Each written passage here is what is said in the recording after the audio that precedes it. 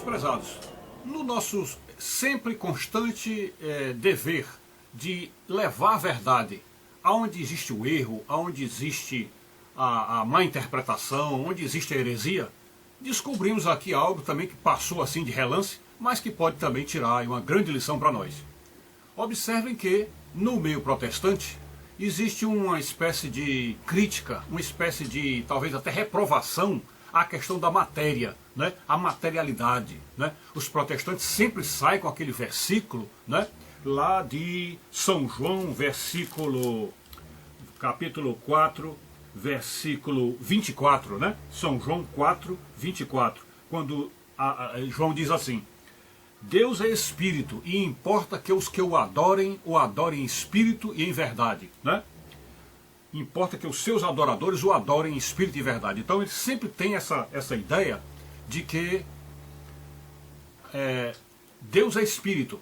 Então isso é uma das formas que eles usam para dizer que uma igreja não pode ter estátua, uma igreja não pode ter foto de santo, uma igreja não pode ter nenhuma representação física do Altíssimo, né? Então essa é a maneira como eles encaram. E vamos mostrar aqui como isto é um erro comezinho, é um erro pequeno, minúsculo assim, nesse sentido de que pouquinha coisa consegue identificar o erro, mas é um erro gravíssimo, né? Gravíssimo. Observe bem aí, lá no Evangelho de João, esse texto que a gente leu foi João 4, 24, esse foi o texto que a gente leu, mas veja como o próprio João vai desfazer o que eles dizem. Observe bem, no primeiro capítulo do Evangelho de João, deste mesmo Evangelho que eu li, tem uma passagem que diz assim, João 1,13, os quais não nasceram do sangue, nem na vontade da carne, nem da vontade do homem, mas de Deus. E o Verbo se fez carne e habitou entre nós, cheio de graça e de verdade, e vimos a sua glória, glória como a do unigênito do Pai. O Verbo se fez carne.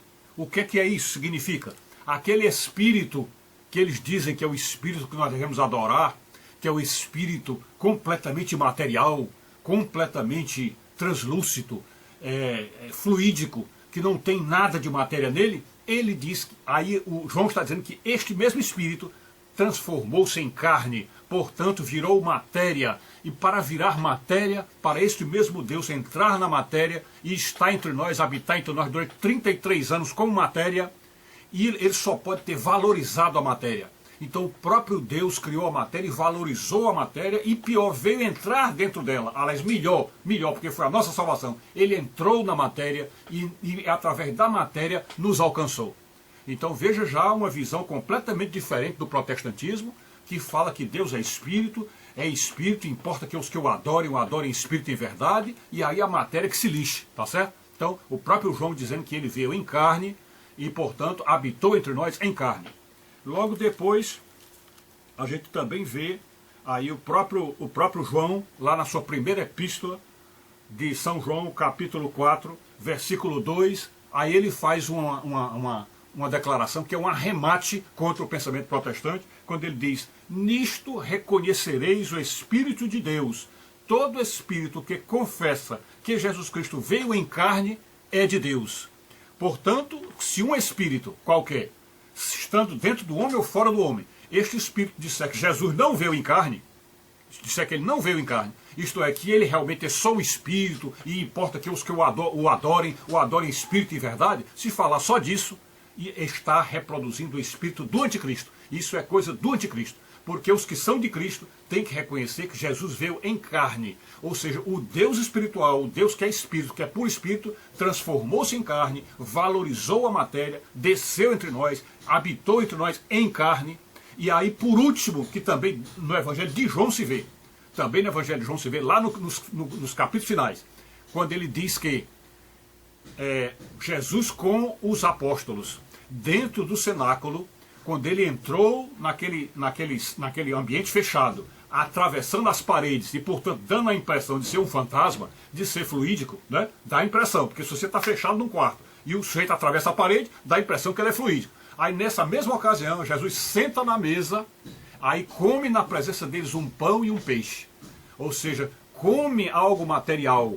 E também junto a São Tomé, ele mandou São Tomé tocar o dedo nas feridas, para que ele pregasse e sentisse que é o próprio Jesus. Portanto, Jesus voltou à matéria, ele saiu, ele estava em espírito no céu, desceu transformando-se em matéria, passou 33 anos com a matéria nossa, humana, de carne, pura e simples, e quando ressuscitou o terceiro dia, voltou à carne, porque ele ressuscitou, portanto reconstruiu a carne nele, só que agora uma carne gloriosa, que é capaz de atravessar paredes. E é uma carne tão sólida, tão perfeita, que tem um estômago capaz de comer, ao ponto dele se alimentar ali na frente dos apóstolos. Então está aí uma prova de que essa história de dizer Deus é espírito, importa que os que eu adoro em espírito e verdade, isso aí é uma reconchambração, é uma invenção, é uma heresia protestante, e nós precisamos nos lembrar, Deus também é matéria, ele assumiu a matéria, ele aprovou a matéria, ele valorizou a matéria, e portanto no nosso culto,